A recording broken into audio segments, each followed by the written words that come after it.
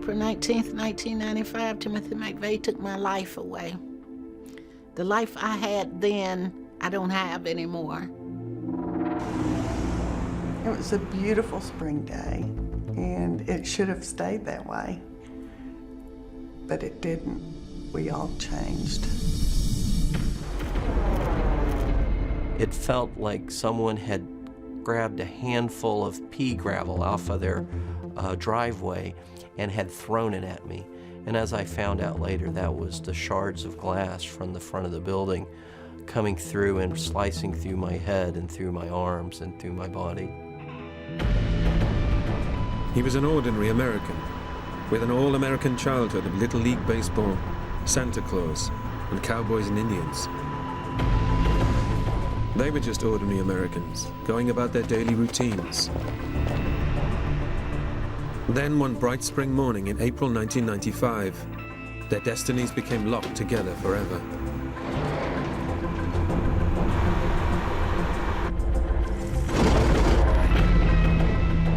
It was the worst peacetime atrocity on United States soil at that time, and it shocked America and most of the world. The perpetrator, not as was first assumed an Islamic terrorist, but a self-styled American patriot and a Gulf War hero.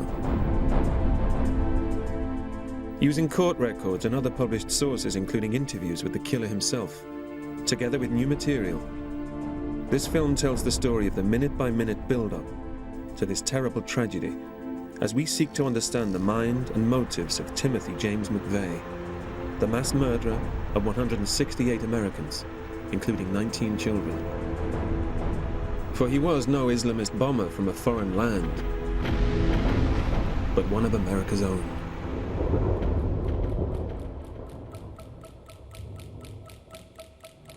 In 1 hour, Oklahoma and the United States will be changed forever.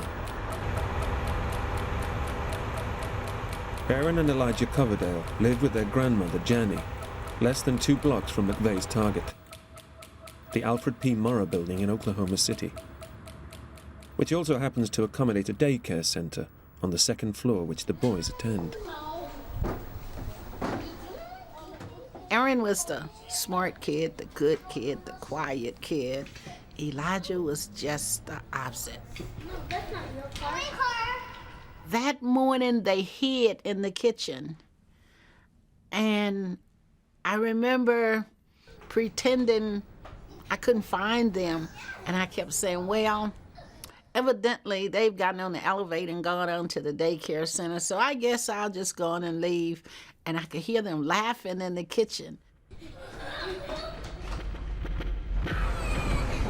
Timothy McVeigh is 45 miles from his target and closing.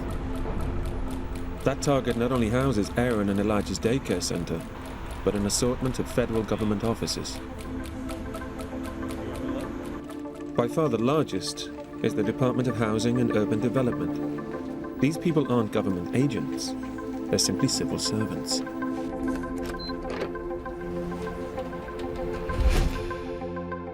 Susan Hunt is the department's administrative officer, and as such, the mother figure for most of the employees. Of the 124 people that were assigned to the Alfred P. Murrah building and employed by the U.S. Department of Housing and Urban Development, we were to lose 35 on that day. If I could have sat next to Timothy McVeigh the day that he drove the truck to Oklahoma City, I would have reasoned with him. First, I would have said, what happened to you? Have a good day. Thank you. You too. Bye now. Why would you even think that killing innocent people would make a difference? Why? I would also say, think about the good that you can do. You're a young man.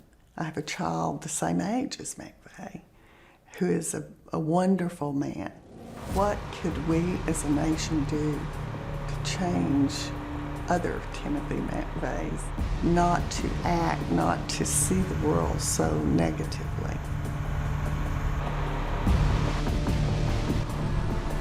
Timothy McVeigh is now just 50 minutes from taking his place in history amongst the pantheon of mass murderers. But this is no impulsive act of the moment. Should he be captured, McVeigh carries with him in the cab of his bomb on wheels an envelope he's prepared, containing newspaper cuttings, quotes, and random jottings that represent a frightening political philosophy that he's honed to a murderous edge since his teens. But his winter of discontent had once been a more glorious summer for the son of New York. I used to be an English teacher, and we would discuss what he was doing in his English class, the poetry, the short stories, and Shakespeare. He always loved Shakespeare because they had a common birthday.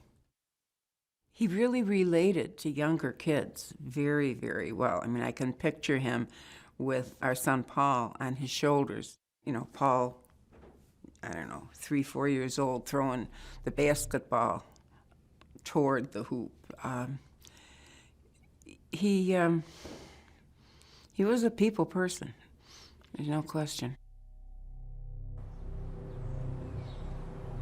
For a people person, with an all-American childhood and a love of Shakespeare, during his last years at high school, and after he graduated, McVeigh's interests and obsessions began to take a more sinister turn. He was increasingly fascinated by America's underbelly world of gun culture, survivalism, and hatred of government interference in the right to bear arms. His Bible became a shady work of fiction by former American Nazi Party official William L. Pierce, written under the pen name of Andrew MacDonald. It tells the story of a true patriot who bombs the FBI headquarters in Washington, killing more than 700 people. If we don't destroy the system before it destroys us, if we don't cut this cancer out of our living flesh, our whole race will die. For a young, impressionable man like Tim McVeigh, who was totally in love with the idea of the gun culture, the Turner Diaries was just the kind of book that he was looking for, because it was a book about gun rights, it was a book about hatred for the U.S. government, and it was also a book about a terrorist act. The explosion will take place in a large central courtyard. It hooked into something with Timothy McVeigh's personality that started with his love of guns, and it inspired him to become a gun collector. And is that not a key to the whole problem? The corruption of our people by the Jewish, liberal, democratic, equalitarian plague which afflicts us is more clearly manifested in our soft-mindedness, our unwillingness to recognize the harder realities of life, than in anything else. All the liberals and the Jews had to do was begin screeching about inhumanity or injustice or genocide. It was, of course, more than an anti-government book. It was anti-Semitic, it was white supremacist, and it talked about the takedown of the U.S. government. But there is no way that we can destroy the system without hurting many thousands of innocent people. No way. At the Regency Apartments, just a stone's throw away from the Morrow Building, Jenny Coverdale is taking Aaron and Elijah to daycare. Timothy McVeigh is still on the freeway with 30 more miles to drive. Oklahoma's cataclysm is 40 minutes away and counting. For some reason, I cannot remember that trip. I can tell you some things that have been told to me. I had a friend that lived at the Regency. Her name was Charlotte, and she would always sit in the lobby waiting for her ride to come and pick her up to take her to work.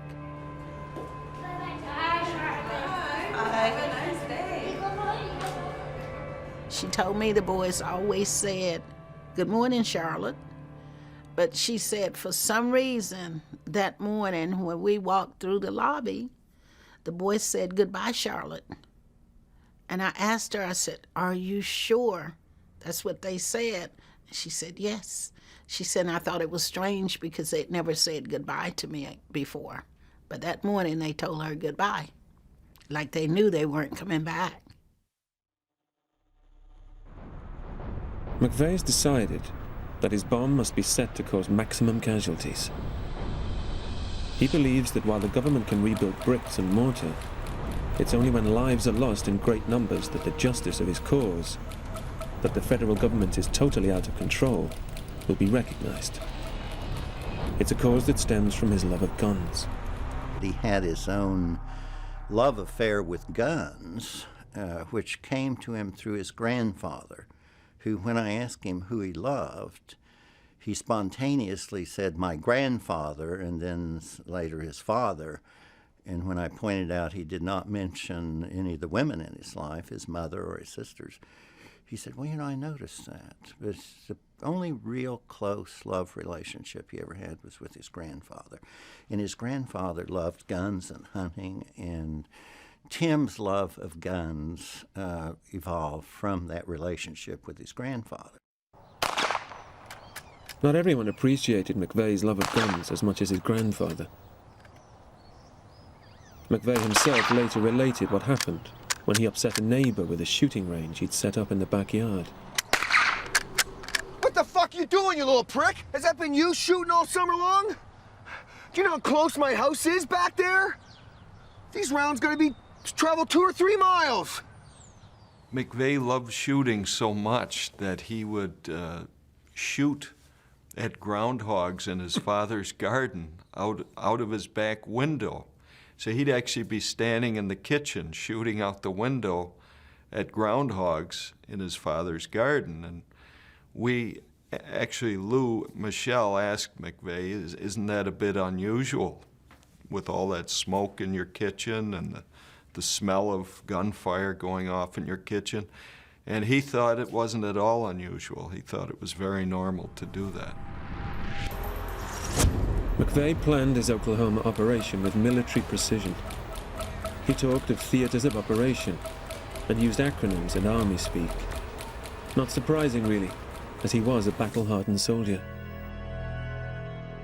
After high school and a series of dead-end jobs, McVeigh decided in May 1988 to join the army. With his love of guns, it was a natural home for him. McVeigh had very strong beliefs, and he always called himself, his self-explanation was he was a survivalist, and he didn't believe in big government at all, and he honestly, in his mind, he told me many times that he thought, he didn't know exactly what it was, but something was going to happen, and you had to be ready. You had to have guns, you had to have ammo, you had to have food, water, to last you a significant portion of time. And he'd always say, at least 6 months, you really need a year. And he had it. He had a year's worth of all of those. Did he, you shared a room with him for a considerable time.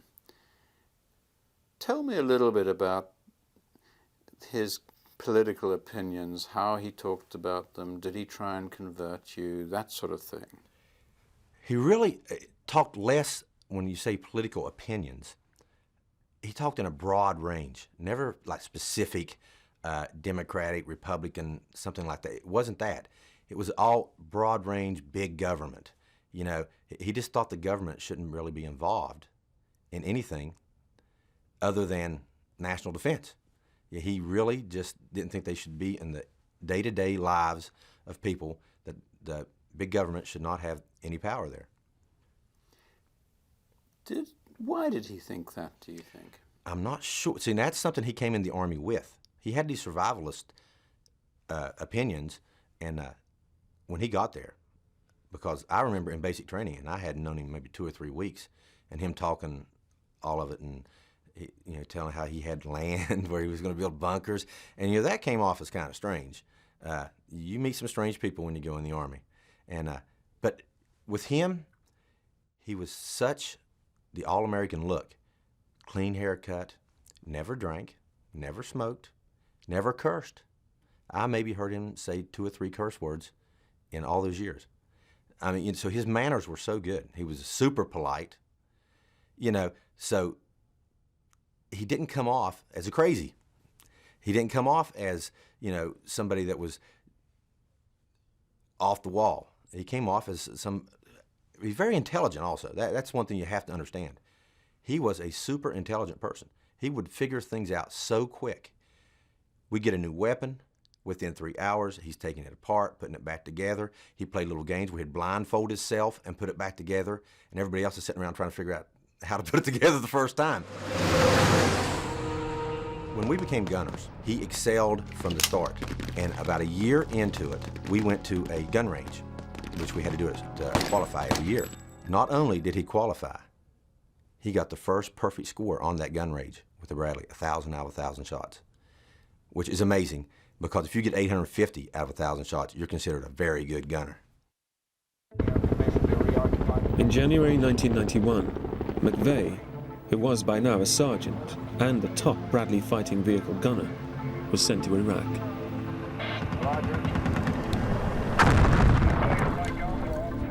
On day 2 of the ground war, he becomes a killer of men for the first time. Get that son of a bitch raghead! Did you see that? Great shot! Why'd you stop firing? Keep firing. I got him, sir. I got him. McVeigh had killed 2 men more than half a mile away with 1 shot. What he'd done was unprecedented. After Desert Storm, McVeigh was invited to try out for the United States Army's elite special forces. This should have been the culmination of his military dream, but he failed the physical tests. This once super-fit soldier was out of shape after months of inactivity in the desert. It was a cruel blow, and he resigned from the forces in disgust.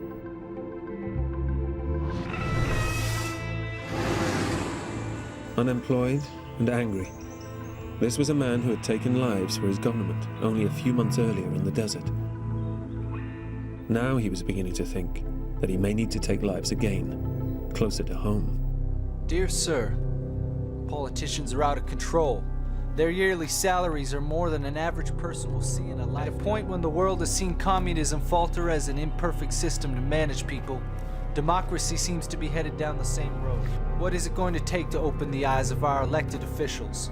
America is in serious decline. Is a civil war imminent? Do we have to shed blood to reform the current system? I hope it doesn't come to that, but it might. Timothy McVeigh. 3 years later, and the threat of bloodshed is about to become reality. In 30 minutes, McVeigh will take the final step over the edge.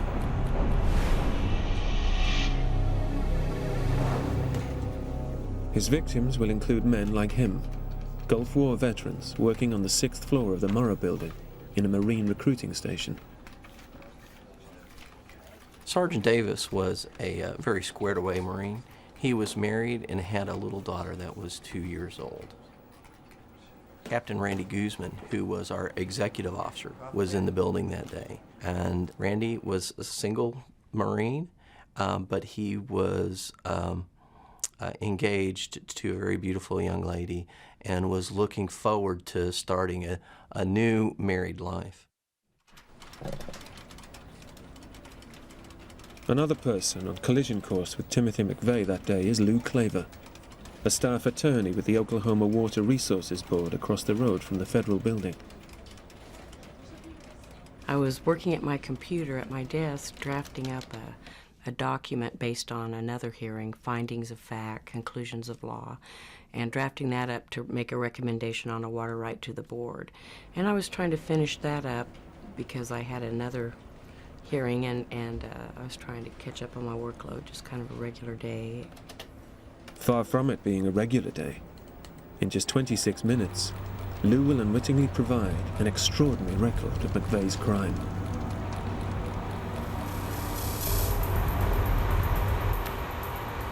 McVeigh has been careful to drive at or just below the speed limit, and to signal every lane change. But as he was later to tell a reporter, just as he approaches the outskirts of Oklahoma City, he finds he has an unexpected and unwanted companion on his tail.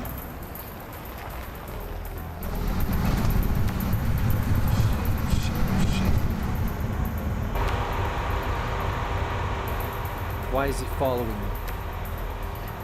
I know it's not my driving.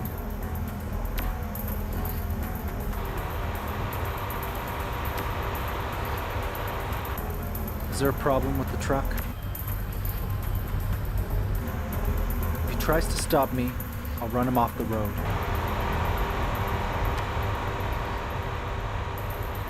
After several miles, the cop simply peeled off, and McVeigh was free to continue his mission of death unimpeded.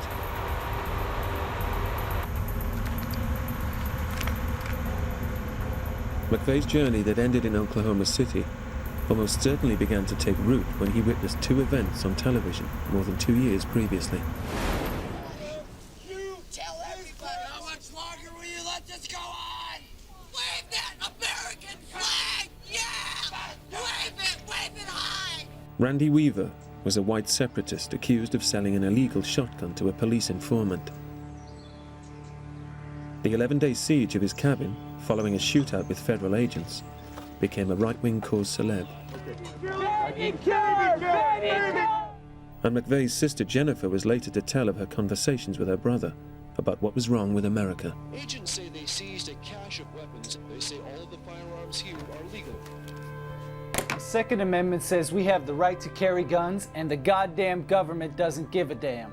The government can go to hell. They just want to disarm us so we won't be able to resist when they come in with their UN buddies to take all us real patriots away.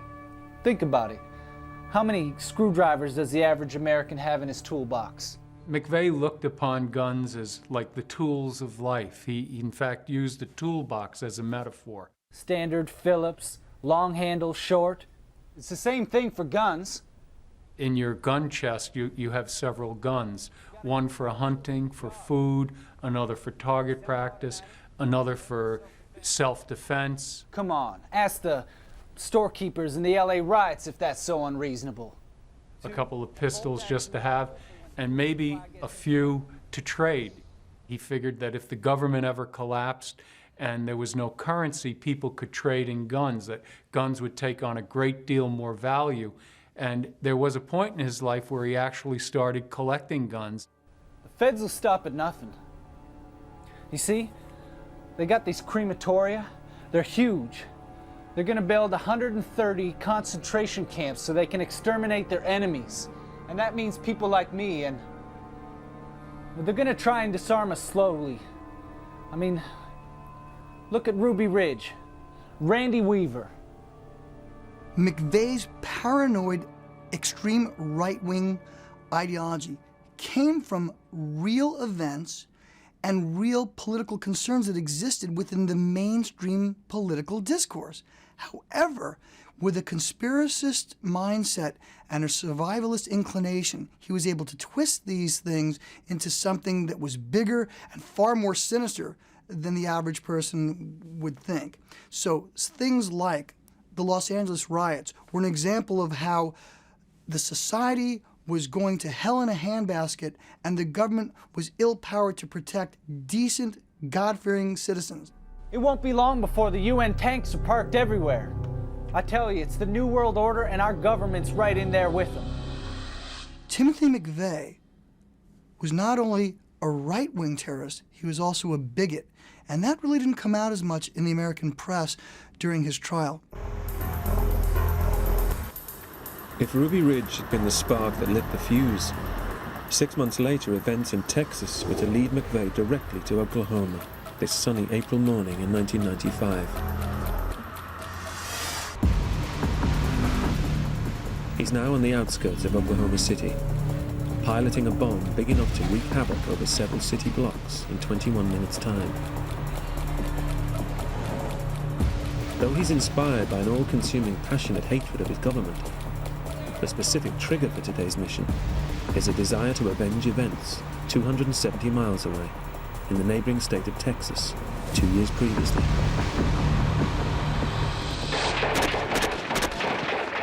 For ATF agents, it was the day from hell.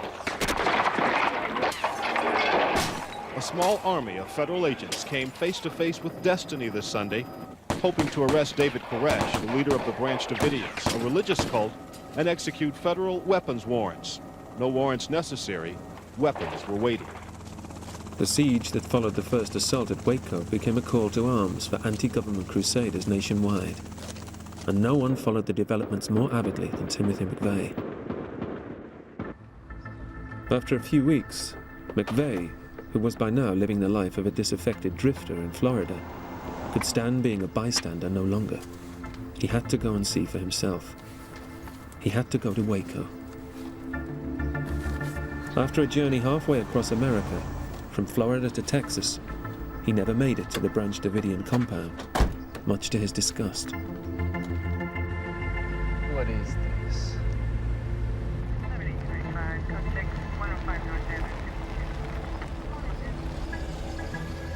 Where are you going, sir? I'm turning onto this public road and visiting the compound. Are you press? No. Then you can't visit it. Well, this is a public road. Turn around, sir.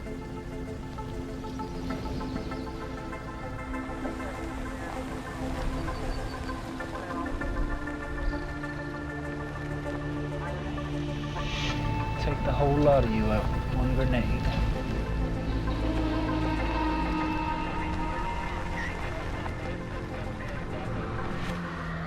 So that the journey should not be in vain, McVeigh set up a stall on his car as close to Waco as he could, selling bumper stickers. He was interviewed there by a student journalist, Michelle Rausch. So why are you here? The ATF have no right to be here. They just want a chance to play with their toys paid for by government money. The government is afraid of the guns people have because they have to control people at all times. Once you take the guns away, you can do anything with the people. He was very worried about the intense government presence on what he saw as one man and his followers' private life. And that was really what concerned him, how they stormed the Branch Davidian complex, their continuing presence there, and he thought it was a sign of more to come. You give them an inch, they take a mile. As someone who has been described as obsessed with this, he didn't come across as obsessed. He came across as very low-key, although passionate about what he believed. I believe we are slowly turning into a socialist government. The government is continually growing bigger and stronger, and we need to protect ourselves against government control. When I was talking with him, he was very articulate, very intelligent. I left that interview, again, fascinated by what he had to say, but I remember the one thing that kept sticking out in my mind was, being that we were close in age, I thought it's amazing that we grew up in the same country but have completely different views of how the government is involved in our lives.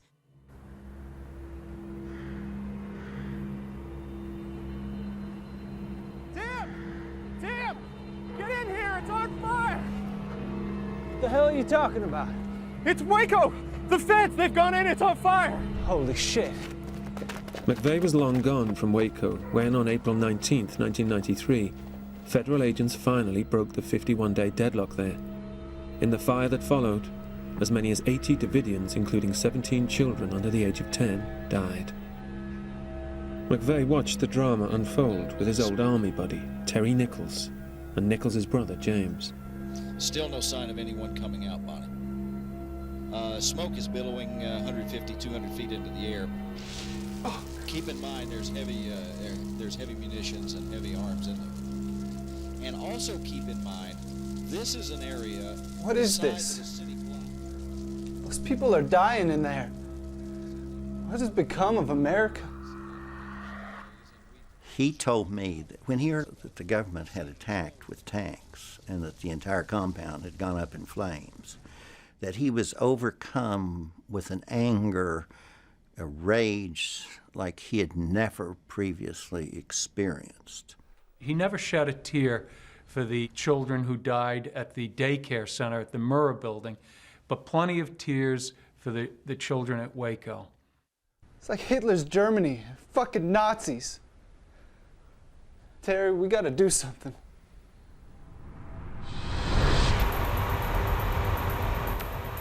Two years to the day after the apocalyptic events at Waco, and Timothy McVeigh is seeing out the final minutes of the plan he began to hatch with his friend, Terry Nichols. McVeigh is determined to kill his fellow countrymen in far greater numbers than has ever been achieved by anyone, anywhere, previously in peacetime.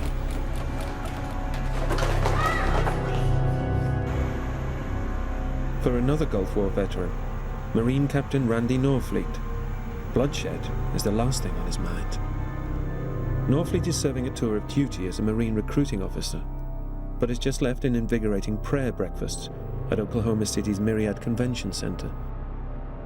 After the prayer breakfast, my friend and I walked to the parking garage and walked directly to my car, and we were just chatting about general topics and our activities of the day when I got to my truck about 8:45. Norfleet normally works at a Marine recruiting station out of town, but since he's in the city, he decides to drop in on his colleagues at the Murrah building, where more than 1,000 Americans are just 16.5 minutes from tragedy. You're desperate for a smoke, I know. Take your break. McVeigh has planned every aspect of his operation down to the last detail. Together with one of his two Confederates, another Army buddy, Michael Fortier, he's driven every inch of the route in advance, checking for speed traps, highway construction, possible road hazards, and especially underpasses too low for his bomb on wheels. Whereas a government bomb, which could wreak the same destruction, would cost many hundreds of thousands of dollars to make, and even more to deliver, extraordinarily, McVeigh's weapon of choice has cost less than $5,000, including the cost of the getaway vehicle afterwards. The getaway car had been driven to Oklahoma City 3 days before, on Easter Sunday, but this part of the plan had not gone smoothly.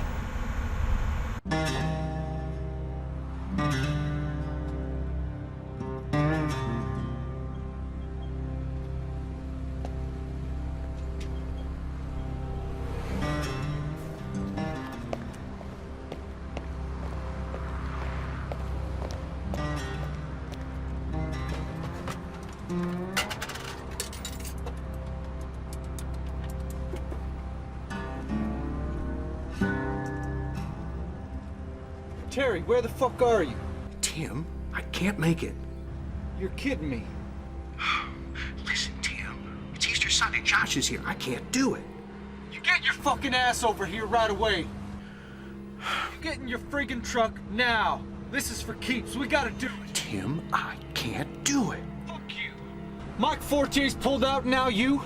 I'll kill you, you bastard. And your friggin' family.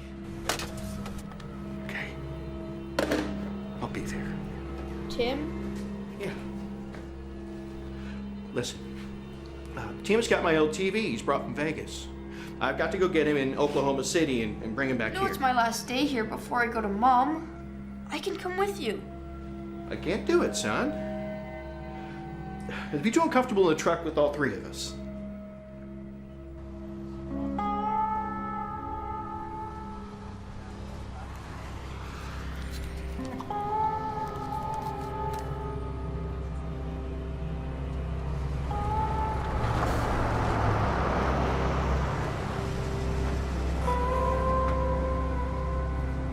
Okay, let's go. You follow me. McVeigh had already been let down by his other co-conspirator, Michael Fortier, who'd got cold feet as the day of the bombing had approached.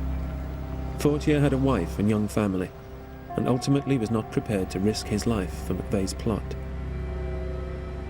Nichols also had a family, of course, but McVeigh knew he couldn't do it all on his own. If he had to get nasty to keep Nichols on side, so be it. And ultimately McVeigh's threats were just too powerful for Nichols to bail out.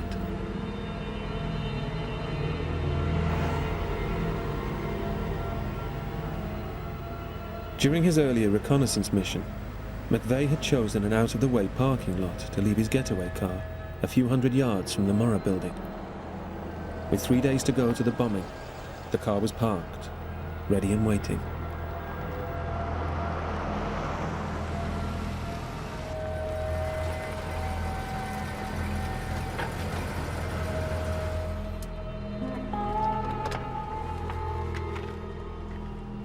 In some American states, cars only have one license plate, at the back.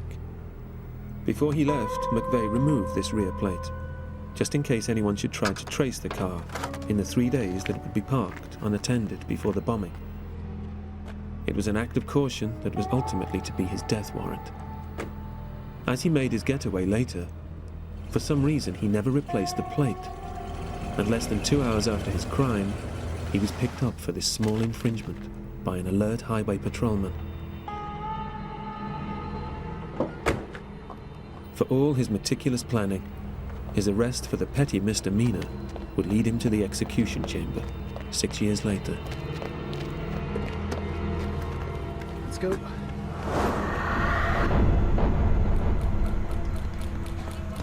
Timothy McVeigh was not a suicide bomber as such, but he had developed an indifference to life, his own in particular. Like the hero of his favorite book, The Turner Diaries, he had decided that his cause was more important than either his life or that of his fellow Americans. Although to McVeigh this was a combat mission, the envelope which he'd prepared earlier and carried with him would tell the world what he believed and why he'd carried out this ruthless crime.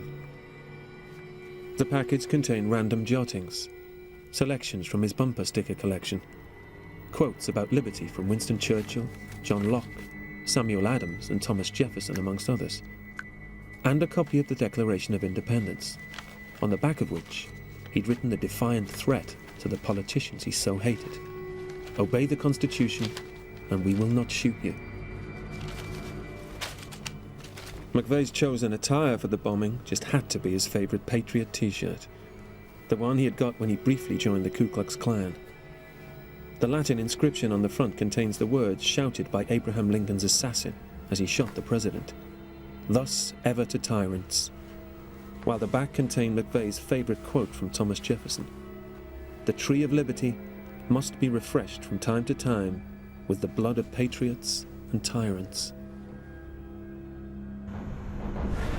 In addition to the blood of patriots and tyrants, McVeigh is to spill the blood of hundreds of his fellow citizens, including small children. When I think of Elijah and Aaron, I think of all the good times we had and how much I miss them. You have to realize they were my second chance raising children. I'd raised my boys. I could see some mistakes I'd made, and I was determined I wasn't going to make those mistakes with them. This is the moment for which Timothy McVeigh has planned for nearly 2 years. Just after 8:54 a.m., he stops to light the first of 2 fuses.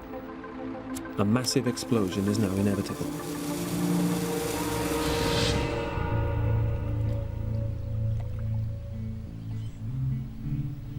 The bomb contains 1,200 pounds of highly volatile nitromethane fuel, which McVeigh has purchased from a racetrack in Texas, posing as a motorcycle racing enthusiast.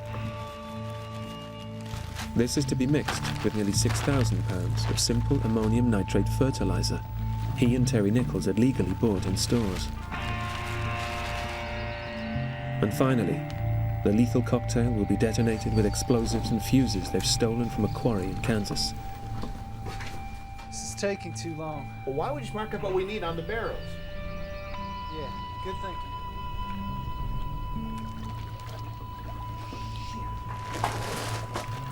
Close the door. If they come near, I'll shoot them. Close up the back door, too.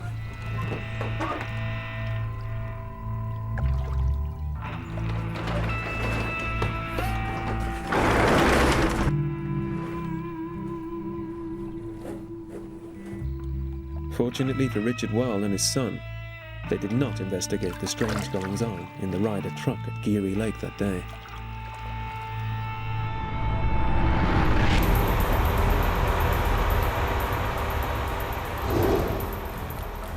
McVeigh's first fuse, which he estimates will take 5 minutes, has been burning for 3 minutes already. At 8:57:05, the security camera in Janny Coverdale's apartment block catches McVeigh's truck as he stops to light the second backup fuse. Although both fuses burn longer than he's planned, the countdown to catastrophe is unstoppable. In less than 5 minutes, the name Oklahoma City will become inextricably linked with the words bomb and terror.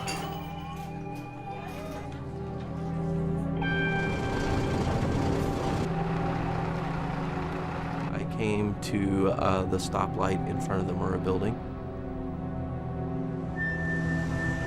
As I was stopped there at the red light, I noticed a Yellow Rider truck sitting in front of the Murrah building. And I began to wonder, why is it there? Because there were no other cars parked on that side of the street. And it was a loading zone, it was a no parking zone. And the truck was not open and no one was unloading anything. And so I thought it very peculiar that the truck was parked there. A young man stepped out of the vehicle, closed the door, and ran across the street.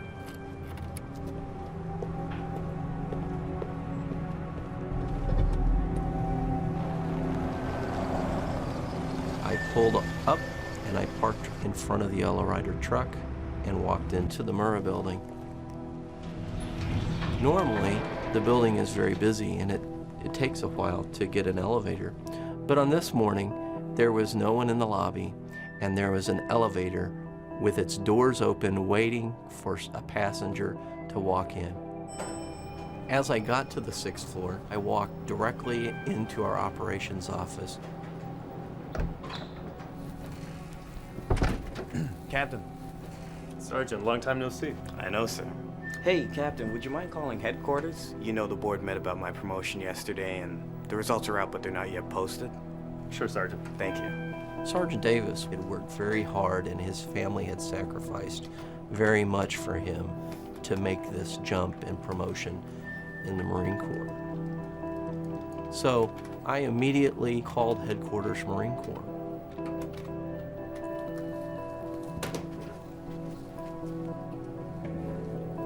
Sergeant, the line was busy, but give me 5 or 10 and I'll try again. I just need to talk to Captain Guzman. Maybe later.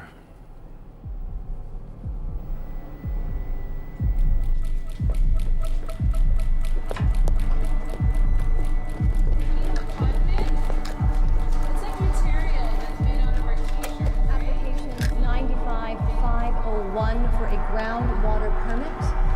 My name is Lou Claver, and I have been designated by the 9-member Water Resources Board to serve as the hearing examiner on this matter.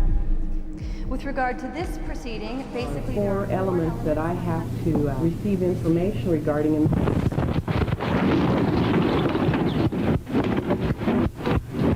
What's the electricity line? My whole world went dark, and I could hear what was going on, but I could see nothing, and it fractured my skull, broke my nose, and left me bleeding, unconscious, with 2 open arteries on the floor, on the 6th floor of the Murrah building. I was in the hospital for 2 days, and as the recovery efforts began to go on, I watched it intently, and one day we noticed that all the machinery there had stopped, and the whole site became very quiet because they had found a Marine, and that was Sergeant Davis.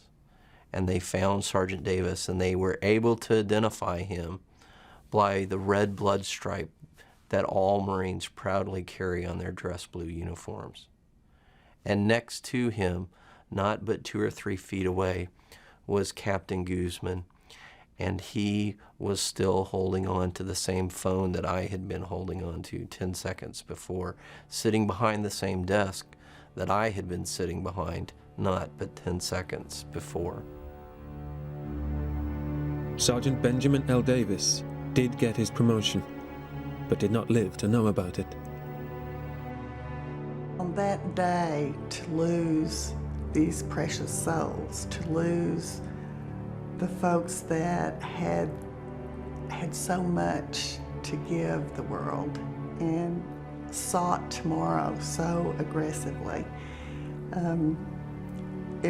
It's just so unbelievably sad to know that Linda Florence will not hold her little boy that she wanted so bad and finally had. It's so sad to know that Teresa Lauderdale, I never saw their faces before they died. Susan Farrell and Mike Weaver, Don Burns and Lanny Scroggins, George Howard and Tony Reyes. If I could have gathered them all up and taken them back to my office, I would have, but I couldn't, and I know that. And I've learned to deal with my grief of living and my guilt of living.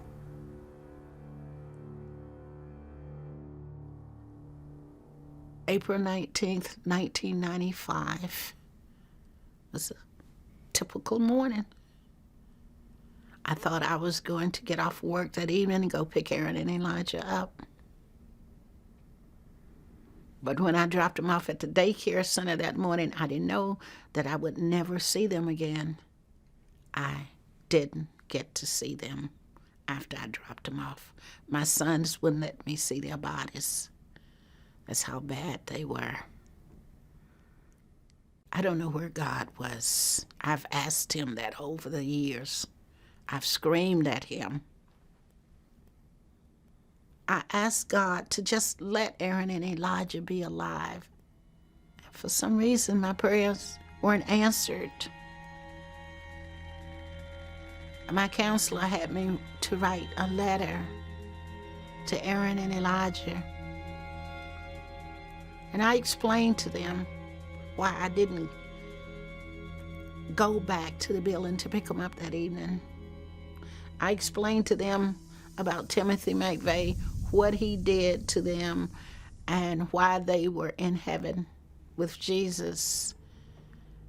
I also told them I would never stop loving them.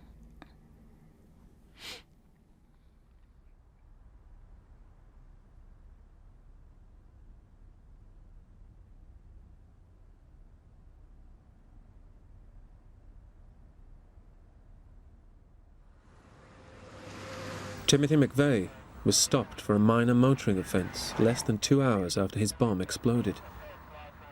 He'd not replaced a number plate on his getaway car. He was then arrested for having an unlicensed firearm. 2 days later, just before he was due to be released, the FBI connected him to the atrocity.